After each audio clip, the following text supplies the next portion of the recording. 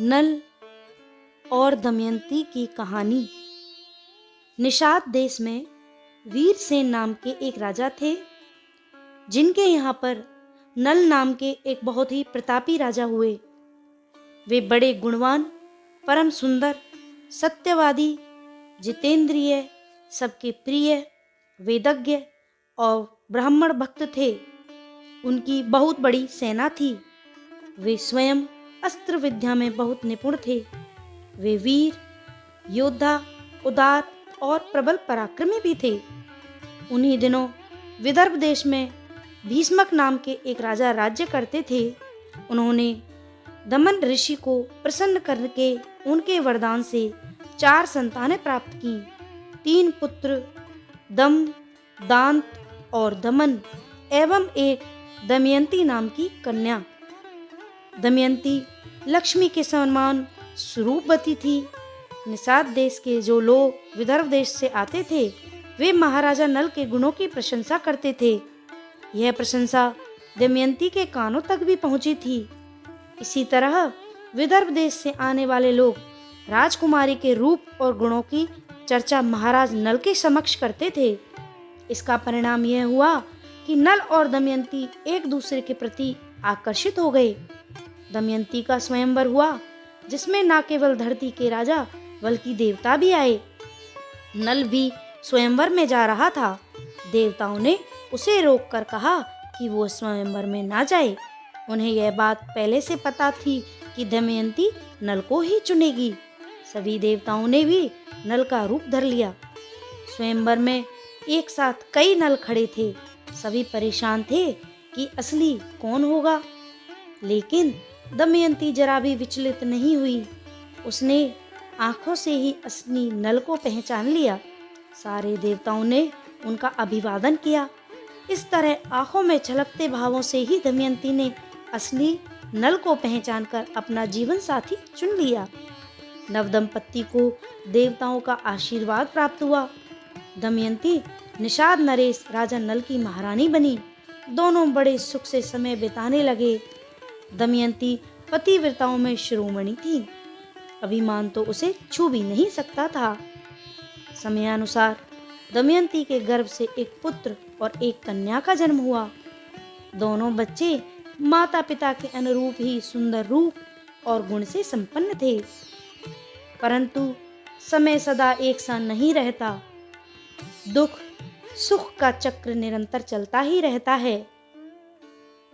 वैसे तो महाराज नल गुणवान, धर्मात्मा तथा पुण्यश्लोक थे, किंतु उनमें एक दोष था, जुए का व्यसन।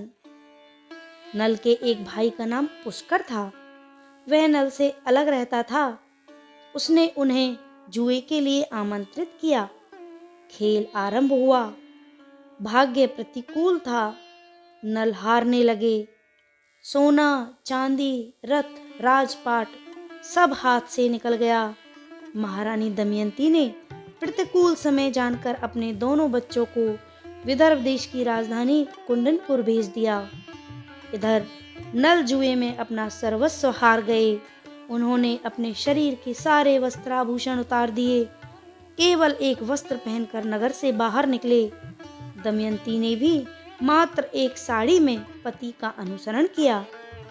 एक दिन राजा नल ने सोने के पंख वाले कुछ पक्षी देखे।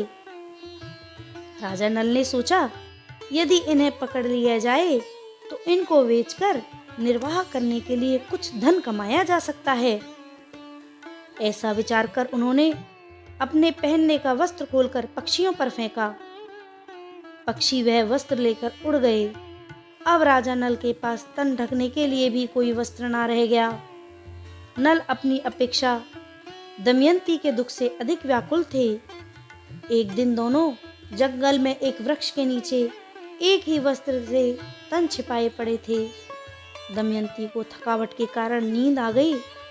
राजा नल ने सोचा, दमयंती को मेरे कारण ही बड़ा दुख सहन करना पड़ रहा है। यदि मैं इसी अवस्था में इसे यहीं छोड़कर चल दूं, तो यह किसी तरह अपने पिता के पास पहुंच जाएगी।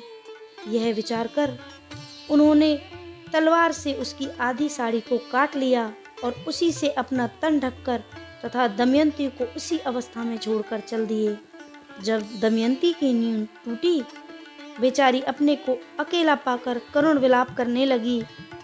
भूख और प्यास से व्याकुल होकर वह अचानक अजगर के पास चली गई और अजगर उसे निगलने लगा।